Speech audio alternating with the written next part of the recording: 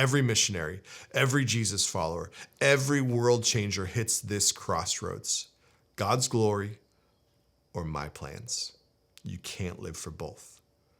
Our generation is strategic. Our vision boards, 10-year goals, portfolio diversification, plan B, C, D, Z. But sometimes the voice of strategy drowns out the whisper of surrender.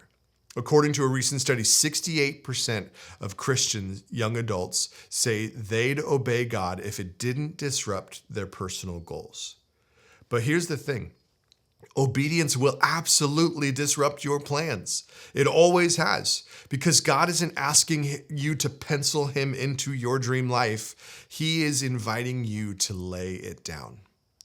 Proverbs 16:9 says, in their hearts, humans plan their course, but the Lord establishes their steps. Let's walk through 3 examples of this.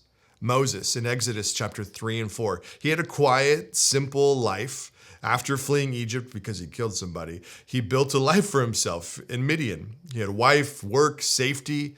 Then God appears to him in a burning bush and says, go back to the place of trauma, back to the place of failure, back to the place of fear. But Moses had every reason to say no, but God's glory was worth more than his comfort. We can also see Paul.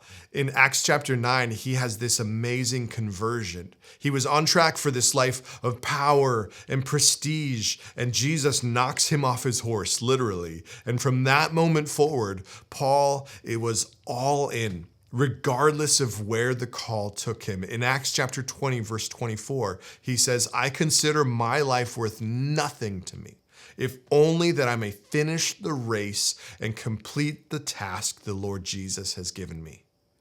Understand this, if your greatest treasure is your plan, then your surrender will feel like loss. But if your greatest treasure is Jesus, then your plan is the thing holding you back. Finally, we can look at Mother Mary. Mary probably had a normal life ahead of her. Marriage, simplicity, community standing. Then the angel shows up, tells her the plan. A plan that would cost her reputation, her safety, her timeline. And she responds, let it be to me according to your word. The glory of God rarely aligns with the life you expect, but it always leads to more than you imagined. In 2014, I graduated from Cal Baptist with my bachelor's degree in psychology. I love people. I love trying to figure people out. And psychology was where I felt the Lord was leading me. And I had a choice to make. 10 years prior, Jesus told me I was going to be a pastor, and I had yet to have seen anything pastoral come from me. Maybe I just gave up on that story, or maybe I felt I messed up too bad. But I chose to go in this degree with a master's degree in forensic psychology. And I joined this master's program, and I spent a year in the program, and I loved it. I got to do some really awesome things and learn really amazing things. And I thought that that was what my life was going to be. I thought I was going to be an expert witness in court cases or work with the FBI and the criminal profiling agent. I don't know if that's a thing, but that was what I thought my life was going to look like, right? And it was a good life. That there's a lot of money in that. There's a lot of security in that. There's a lot of safety in that. And that was where I was going. And then about a year into that program, I found a job at an old camp that I used to work at that was just like a home. And I was thinking I could do that for a couple years while I finished my degree.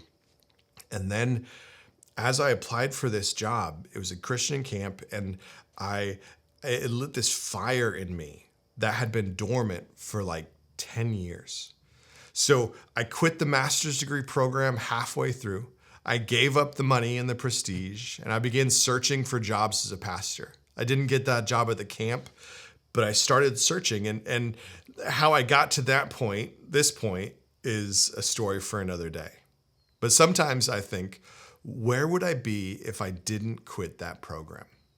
We often talk about the cost of obedience, but what about the cost of control?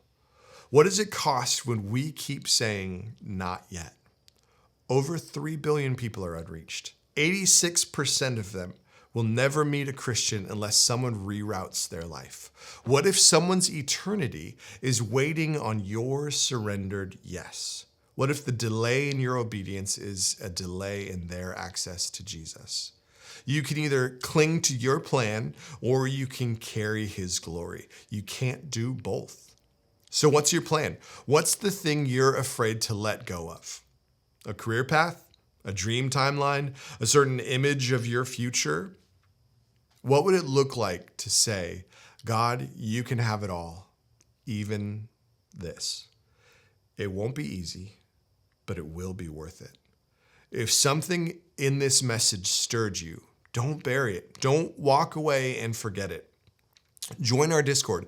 It's where we help you take your next step towards missions. Even if that step feels disruptive, God doesn't want your strategy. He wants your surrender.